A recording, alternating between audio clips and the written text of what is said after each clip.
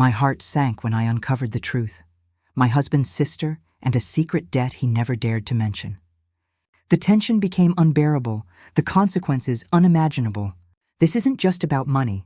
It's about trust, betrayal, and the unraveling of our family. You won't believe how this secret impacted every single one of us. Before we dive into this story, I just want to share something from my heart. I'm a 34-year-old woman working hard all alone to keep this channel alive. I believe Jesus gives strength to those who struggle, and today I humbly ask for your support. If you love Jesus, please support me with just one subscribe. It may seem small to you, but for me, it's a blessing that can keep me going. My name is Sophie, and I thought my life was perfect. Married to Daniel for 3 years, I believed I had it all: a loving husband, a cozy home, and a life built on trust. Daniel was attentive, charming, and kind in ways that made friends call us the ideal couple. Every evening he'd come home with a smile, hold my hand, and ask about my day. I trusted him completely. Our relationship felt effortless at first. We laughed about everything, planned vacations, and even talked about starting a family. Friends envied our connection, and I envied the sense of safety and love it gave me. But life has a funny way of hiding shadows beneath the brightest smiles. I first noticed it subtly. Daniel would sometimes disappear for an hour, claiming errands, calls, or work obligations. I didn't question it immediately. I was busy, content, and believed in his honesty. Then one evening, I saw him checking his phone in the other room, a secretive look on his face, and quickly sliding it away when I walked in. It wasn't a moment of concern yet, just a small curiosity, but my gut stirred uneasily. At that time, I thought love required trust above suspicion. So I brushed it aside, telling myself I was imagining things. But beneath the surface, I started paying attention to the subtle patterns of his behavior. Something was off, though I couldn't name it yet. Had no idea that the first cracks of doubt would lead me to a truth I wasn't prepared to face, a truth that would shatter the comfort I had taken for granted in our marriage. It started with the bank statements. Daniel and I usually handled our finances together, but one day I glanced at the monthly transfers he made and noticed a regular, sizable payment to a name I barely recognized: Lena, his sister. At first, I didn't think much of it. Family helps family, right? But curiosity pushed me further. The transfers weren't small gestures of support. They were large sums, each month, without fail, for reasons he never explained. I asked casually, "Who's this money for?" Daniel smiled, smooth as ever. "Oh, just helping Lena with some bills. You know how family is." That should have reassured me. But it didn't. His tone was too quick, too dismissive, like he wanted me to move on without thinking. Something about it felt off. Over the next few weeks, I started noticing more patterns. Emails hidden when he thought I wasn't looking, phone calls answered in another room, whispered conversations when I was nearby. My heart sank. Was it really just generosity, or was there something he wasn't telling me? The doubt that settled in my chest was heavier than anything I had ever felt in my marriage. I wanted to trust him, but the evidence, subtle as it was, kept gnawing at me. Daniel's secrecy grew. He started locking his phone, leaving his email logged out when I asked to check it for bills, and avoiding any conversation about finances. Each time I tried to discuss it, he laughed it off. "You're imagining things, Sophie. It's just family," he said, brushing my concerns aside, but my intuition screamed otherwise. Something in his eyes, the hesitation in his voice, the way he tensed when I asked questions. It told a story he didn't want me to read. I began to document small details: the dates of transfers, the vague excuses, and the moments of tension. At first it felt paranoid, but over time a pattern emerged. Lena was more than just a sister in need. One night, I decided to confront him gently. "Daniel, can we talk about Lena? The transfers?" He sighed, running a hand through his hair. "Sophie, I've told you it's nothing." "Don't overthink it," I pressed further. "It's not nothing. I see the amounts, I see the secrecy. I need the truth." He smiled faintly, almost condescending. "Trust me, it's fine. You're making mountains out of molehills." I didn't argue. I nodded, but inside a storm was brewing. His dismissiveness wasn't the answer. It was a red flag. Days later, I made a decision. If Daniel wouldn't explain, I would discover the truth myself. I needed to meet Lena. I needed to see who she really was and understand why my husband sent her money every single month. I convinced myself it wasn't about confrontation yet. It was about understanding, observing her behavior, her motives, and perhaps finding proof of what my instincts had been telling me for months. When I met Lena, she greeted me with a warm smile, eyes sparkling with charm. She seemed polite, friendly, and grateful. At first glance, I understood why Daniel adored her so much. But beneath the surface, something felt off. A sly glance, a slightly forced laugh, the way she subtly steered conversation toward money and Daniel's generosity. I realized immediately she wasn't the innocent sister Daniel made her out to be. There was a hidden agenda, and I was determined to uncover it. I spent the next few days watching Lena closely, meeting her under the guise of casual visits with Daniel's family. At first she was careful, polite, and disarmingly sweet. But the closer I looked, the more cracks I noticed in her demeanor. During a lunch, she casually mentioned a loan Daniel had provided last month, laughing about it as if it were a small favor. But her eyes flicked toward me when she said it, as though testing my reaction. I smiled, nodding politely, all the while analyzing her tone. She bragged subtly about lavish dinners, new clothes, and even luxury items Daniel had supposedly helped her afford. The casualness of her words sent a chill down my spine. This wasn't a sister in need. It was someone enjoying the benefits of manipulation. At that moment, I realized the truth. Lena had been taking advantage of Daniel for years. And my husband, blind to her scheming, thought he was helping family. But what about me? My trust, my money, and my marriage were all at stake, and Daniel didn't even notice. Back home, I started digging into what I could access legally. I couldn't directly confront Daniel yet. I needed proof. By tracing bank statements and cross-referencing bills, I discovered multiple accounts tied to Lena that Daniel had been sending money to, some labeled as emergency, others as personal expenses. The amounts were staggering. Thousands each month, all under the pretense of need. My stomach churned as I realized how carefully Lena had covered her tracks. She had fooled both my husband and everyone around us, living lavishly on his generosity. I started documenting everything meticulously, dates, amounts, and suspicious patterns. If Lena tried to manipulate again, I wanted undeniable proof of her intentions. I decided to test Lena's true character without revealing that I knew. During a casual brunch, I asked, "So Daniel must really trust you to help with all these expenses?" She smiled, sweet and sly. "Oh, Sophie, he's generous. He likes helping family," I held her gaze. "I see. And do you ever repay him? Or thank him in ways that don't cost money?" Her expression faltered for a split second before she laughed it off. "Well, he enjoys helping. Why make it complicated?" There it was. The mask slipped just slightly. She wasn't grateful. She was entitled. Over the next week, I watched Daniel more closely. He genuinely believed Lena was innocent and kind, unaware of her subtle manipulations. Every time I brought up the money, he waved it off.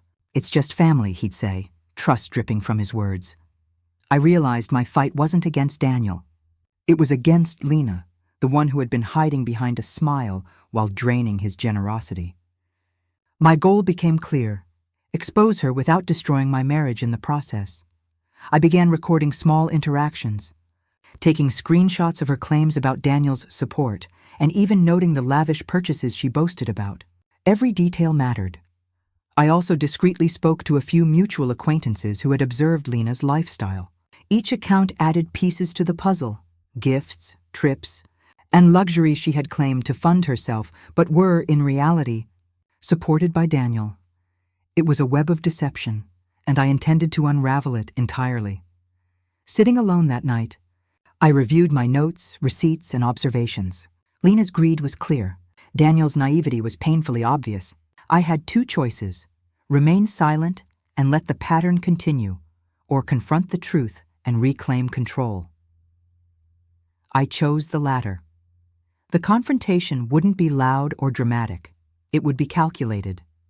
Social exposure, undeniable proof, and careful strategy. Lena had underestimated me completely, and soon, The sister who smiled in my face would pay for her manipulation. After weeks of careful observation, I realized Lena's confidence came from assuming no one would ever question her. She smiled, laughed, and pranced through her life like a queen, while Daniel remained oblivious. I didn't confront her immediately. Instead, I began documenting everything in detail.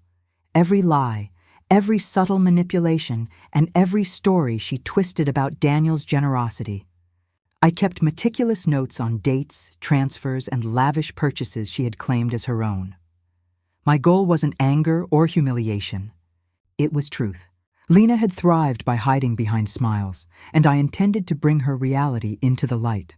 I started creating a digital trail, screenshots of her social media boasting, evidence of money transfers, and even casual admissions she had made in conversation.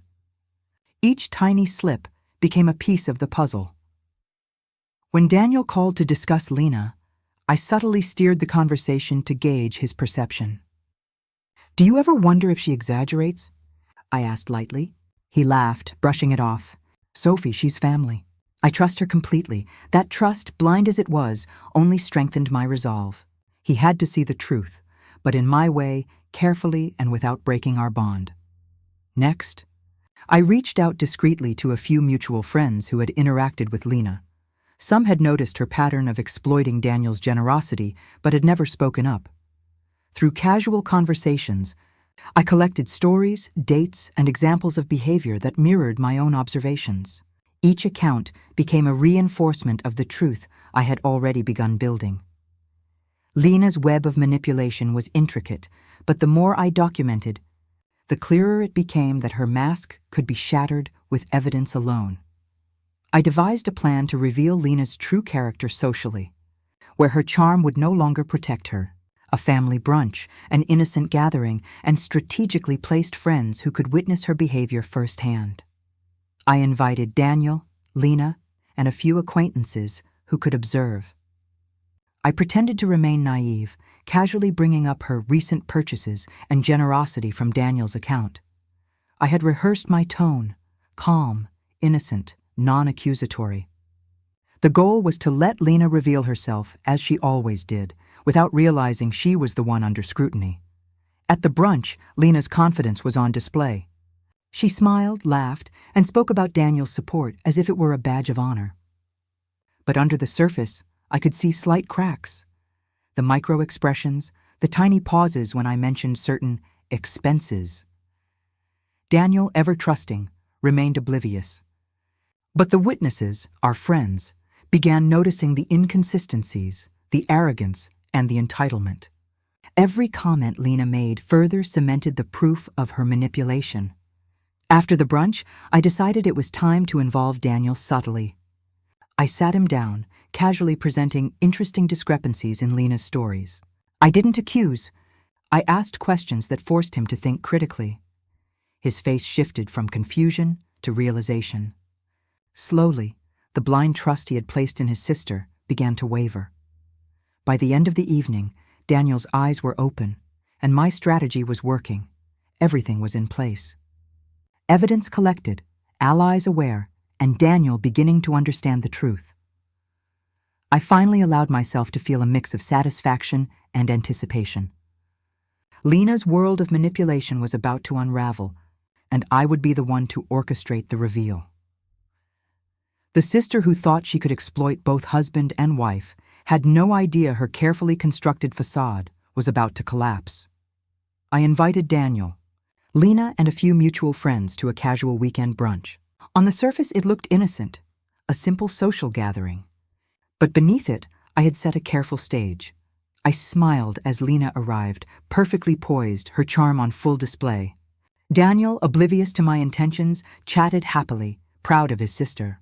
My friends were seated strategically, people who had seen some of Lena's manipulations and could silently witness the upcoming revelations. As we settled, I began asking innocent questions about recent purchases and helpful gestures from Daniel, subtly prompting Lena to speak. Every word she uttered, every laugh and every boast about Daniel's generosity was being carefully observed and recorded in my mind. I realized I had to stay calm.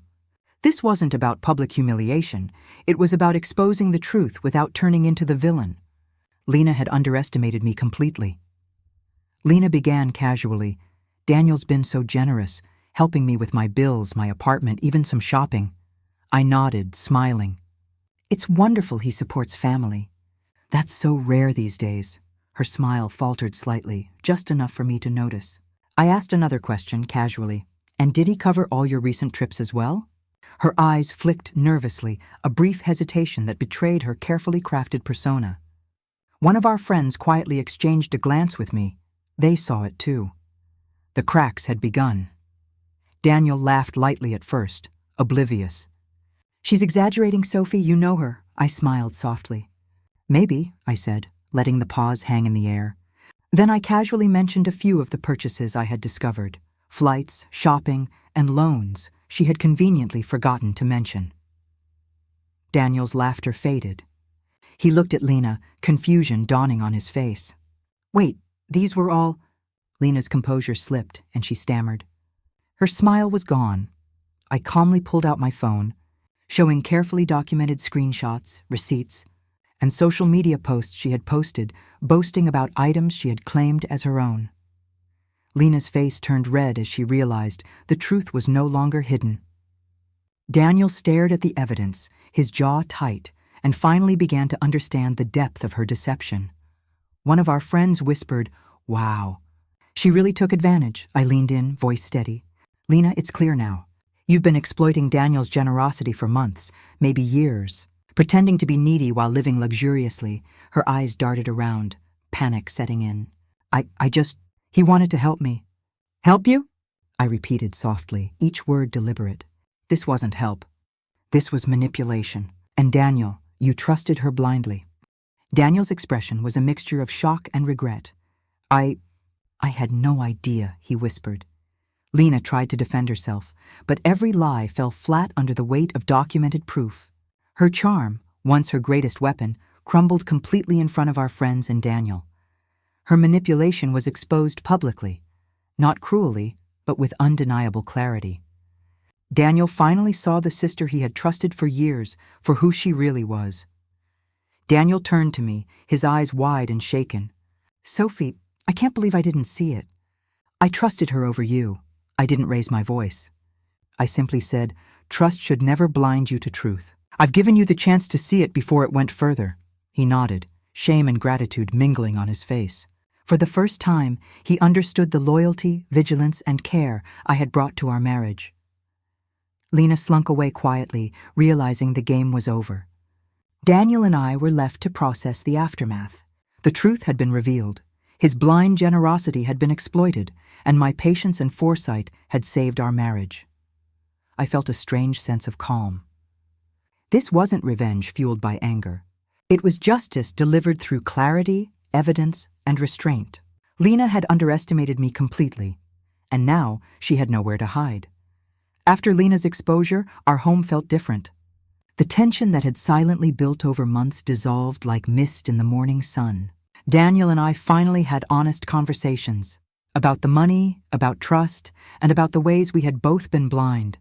I realized revenge didn't have to be dramatic or cruel. It could be quiet, deliberate, and decisive. By exposing the truth calmly and with evidence, I had reclaimed control without destroying anyone unnecessarily. We spent the evening talking, sharing feelings we had kept bottled up for too long. Daniel admitted his fault. His blind trust had nearly cost our marriage. I forgave him, not out of weakness, but because honesty and accountability deserved it. The house, once filled with silent suspicion, now felt like home again.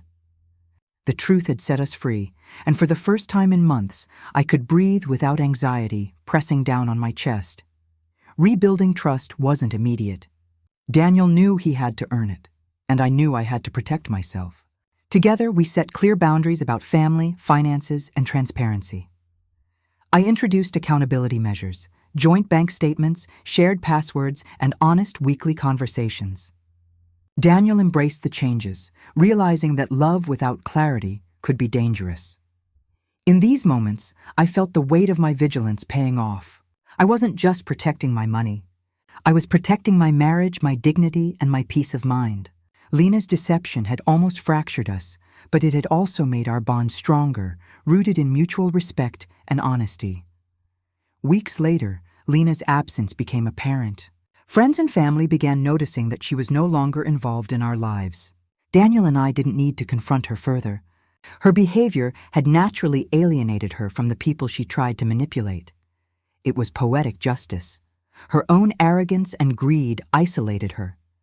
She had thrived by exploiting trust, and in the end, trust had revealed her true self. Daniel looked at me one evening, quietly saying, "I never realized how strong you were." I smiled softly, recognizing the truth. Strength doesn't always roar. Sometimes it observes, waits, and acts at the perfect moment. I spent quiet evenings reflecting on the months of deception, doubt, and eventual victory. Lena's manipulation had been dangerous, but it had also forced me to sharpen my instincts, trust my intuition, and act decisively. I realized that life sometimes places tests in the form of betrayal. How one responds defines character. I chose calm, clarity, and calculated action, not revenge fueled by rage. The experience left me stronger, more confident, and deeply aware of my worth. I would no longer be overlooked or underestimated. Daniel and I began planning a small getaway, a trip to reconnect without interference from anyone who had caused tension in the past. It was symbolic, a fresh start, free from the shadows of manipulation. Every small gesture, every honest conversation reminded me that victory isn't always dramatic. Sometimes it's in reclaiming your life, protecting your loved ones, and ensuring that deceit no longer has a place in your home. Our friends, who had quietly observed Lena's behavior, became a source of support and affirmation. They expressed relief that the truth had been revealed and admiration for how I had handled the situation. Through their eyes, I saw not just social validation, but a confirmation that my actions were measured, just, and impactful. I hadn't destroyed Lena. I had simply shown the consequences of deceit. Without losing my own integrity, Daniel and I grew closer, not just as husband and wife, but as partners who had survived deception together. I had proven, first to myself and then to him, that vigilance, patience, and clarity are more powerful than anger.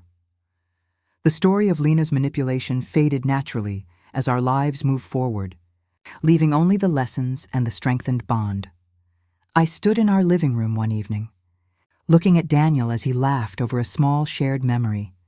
I whispered to myself, I saw the truth, I acted, and I protected what matters.